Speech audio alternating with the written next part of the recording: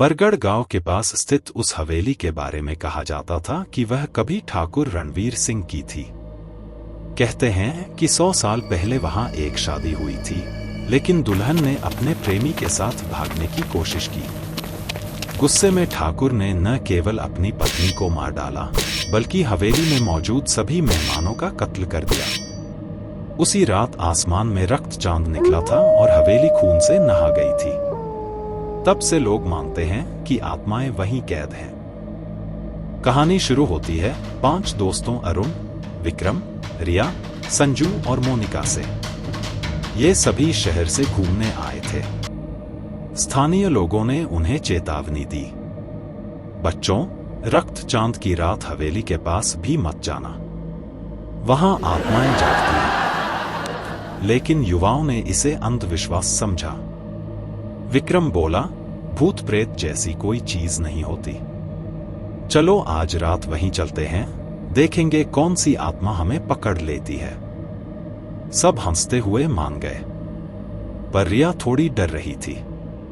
उसने कहा, मुझे अच्छा नहीं लग रहा, कुछ गड़बड़ जरूर है। पर उसकी एक न चली। रात के 11 बजे 5 दोस्त टॉर्च और कैमरा लेकर हवेली पहुंचे। आसमान में लालिमा लिए पूर्णिमा का चांद चमक रहा था। हवेली को देखकर सब कुछ पल के लिए रुक गए। टूटी दीवारें, झूलते दरवाजे और अंदर से आती ठंडी हवा, जैसे कोई फुसफुसा रहा हो। जैसे ही उन्होंने हवेली की दहलीज पार की, दरवाजा अपने आप जोर से बंद हो गया। मोनिका चीख पड़ी, ये क्या हुआ? अरुण बोला, शायद हवा से बंद हुआ होगा, चलो अंदर देखते हैं। जैसे ही वे अंदर बढ़े, एक पुराना झूमर अपने आप झूलने लगा। फर्श पर खून के धब्बे दिखे, जो कहीं से आते और गायब हो जाते। रिया डरते हुए बोली, यह सामान्य नहीं है, हमें लौट जाना चाहिए। तभी ऊपर की मंजिल से एक स्त्री के रोने की आवाज आई। 5 के रोंगटे खड़े हो गए, लेकिन जिज्ञासा के चलते वे सीढ़ियों पर चढ़ गए। ऊपर एक पुराना कमरा था, जिसमें एक टूटा हुआ आईना था। आईने में उन्होंने देखा कि उनके पीछे कोई खड़ा है, एक दुल्हन, सफेद चेहरा और लाल आंखें लिए। दुल्हन ने धीरे धीरे मुड़कर उनकी ओर देखा। अचानक पूरा कमरा ठंडा हो गया। मोनिका बेहोश हो गई। दुल्हन की आत्मा बोली, क्यों आए हो मेरी शांति भंग करने? जिस रात खून बहा था, उस रात की कैद में हम सभी हैं। हर रक्त चांद हमें हमारी मौत याद दिलाता है। विक्रम हिम्मत जुटाकर बोला, हम सिर्फ रोमांच के लिए आए थे, हमें जाने दो। आत्मा मुस्कुराई, पर वह मुस्कान डरावनी थी।